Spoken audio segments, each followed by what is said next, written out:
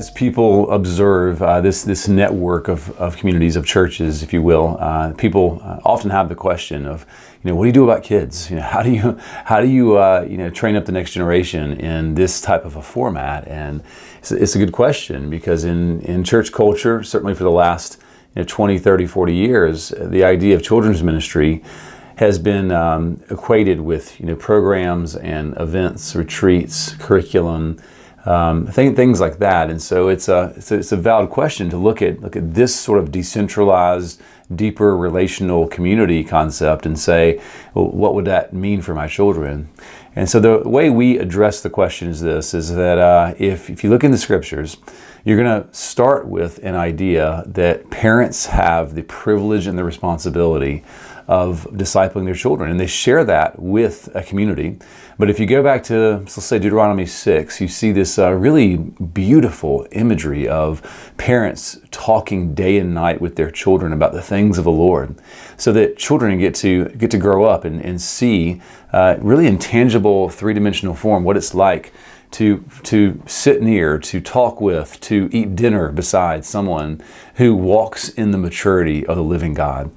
And so that's sort of the epicenter of how we think about child development, is that God has entrusted parents with the privilege and responsibility of discipleship. And if they're in a part of a healthy community, a healthy relational church, then the support of all that together just really helps provide the encouragement, the strength, the extra counsel, the different types of gifts that really help create one of the most amazing environments that I've seen for child development. So as we sort of roll that out, practically in our scenario, here's kind of the way we think about it. That we as a network, what we want to do is first and foremost really set the parents up for success in that way, and that means ensuring that parents are equipped to the level of maturity in which they can make disciples. For us, as we consider the commissions of Matthew 28 or Acts 1, or really all five of the really great commissions, if you will, that Jesus says, here's what I want you to do, they all have to do with disciple making. But in disciple making, it's not like you're just finding somebody that you don't know and that you're only going to meet with for a few weeks and maybe teach them some sort of skill set in the kingdom and then peace out. We would see that one of the greatest pictures of discipleship is that which a parent does to a child, and this is the idea of the Psalms, the Proverbs. Throughout the Old Testament, there's this picture of a child being trained up in the way they ought to go, the way God has planned for them to go, and the parent is the one who partners with God in that training. And as that child is trained up in that or discipled in that way, then they won't depart from it. Or the Psalms speak of the children being like arrows in the hands of a warrior, and that it's inferred that the role of the parent is to prepare that arrow, for launch, for battle, for partnership with God themselves as they grow in maturity. So as we practice this together, we really want to be practical in the support and the training and the equipping of parents. We want to be practical in the communal support of the parents. But as we look at the child themselves and the whole way that our network surrounds this idea, and what we call the 10%, the network that's more of the structural side of what we do, what we want to offer to every parent in our network is first and foremost an opportunity to assist them in developing vision, to assist any parent who's been given the gift of a child to go to the Lord and press into the Lord, and that the Lord would give, maybe even some degree of a unique vision. Certainly a common vision exists of raising each child into that maturity, but uniquely, what has God given you uniquely for your child that is part of that overall vision? And so we want to, as a network, that we want to be able to approach every parent and help them develop a specific vision for each specific child as the Lord gives such vision. And that's very important to us. Secondly, we understand that while communities typically will figure out ways to engage the life of each child within that church. They'll do that by ways of allowing the younger kids to sing, to read scriptures, to participate in the meals, the Lord's Supper. There's all kinds of things in the life of a church that a young child can be deeply involved in. And it's good for the child, right, to be involved in a multi-generational thing, but it's also good for the other generations to go back and understand how a child interacts with the world, as it's, according to Jesus, such a great visual of how we are called to interact with our Father.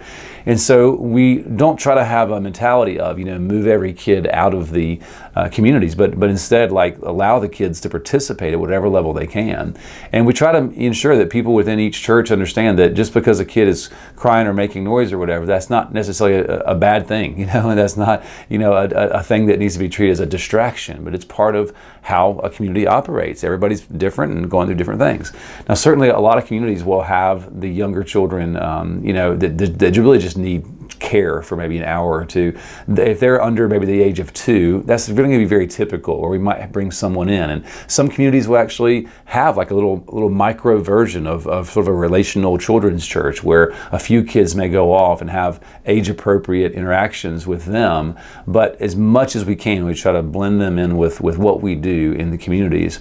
But even that being said, if you have a community of, let's say, 15, 20 people, there's a large chance you won't have a lot of kids of every age to be able to be interacting with one another in a way that we think is beneficial. So as a network, we try to provide collective interaction among different ages. And so if you have really young kids, organizing things like play dates, or ensuring that we have advocates, for every age group that will organize those play dates.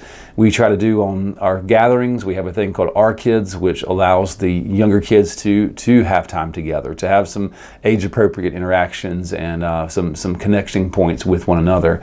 And this is for all of the ages of younger kids all the way up to high school. And as a network, we want to continue to formulate these collective communal interactions with each other within the small communities, but also as the network has lots of different kids and lots of different arenas, we certainly see the value of connecting those children together in good and beneficial ways. And lastly, as we think about our response as a network, we want to help, really sweeten the pot in the idea of how we are intentionally discipling our kids. And so we have advocates that are there to talk with parents, and meet with parents and help parents understand discipleship techniques in their home. And these advocates are there for the parents of kids in younger ages. As the kids get older and kind of make their own decisions, have their own will, and decide if they want to follow Jesus or not, what we provide is a group of people that are ready and willing and able to disciple children, to step into a place beside the parent and help offer new perspective and new levels of training that really complement what the parents have been doing all along. So this is, as we scan the scriptures, we see that this is sort of the baseline of child development. It's really intentional discipleship. It's really, that's really the core, and then the surrounding stuff, the ability to meet in maybe bigger groups with same age and do some age-appropriate stuff, that's certainly beneficial as well. So that's the way we have seen child development take place within the network of Radius. When we started, we were a ton of college students, high school students, some young 20s, and now a lot of those people have grown up and have their own children. So we've, over the years, really had to see this in practice. And as a father of 3 children who've really been raised mostly through a type of relational, communal discipleship, I can just say that the Lord has used it in very, very beautiful ways. And so it's not the only way to do it. It's not the perfect way to do it. It's all a very messy endeavor, the investing in other people's lives. But we see enough evidence in the Old and New Testament about parent-child, community-child interactions that so far it seems like a really, really cool thing the Lord is leading us to do. So we invite anyone who has children and wants to go for this kind of parental discipleship, communal support of the parent, and then some connecting points between children and children in terms of communities. We'd love for you to step forward and join us in trying to be very intentional as we develop the next generation of worshipers.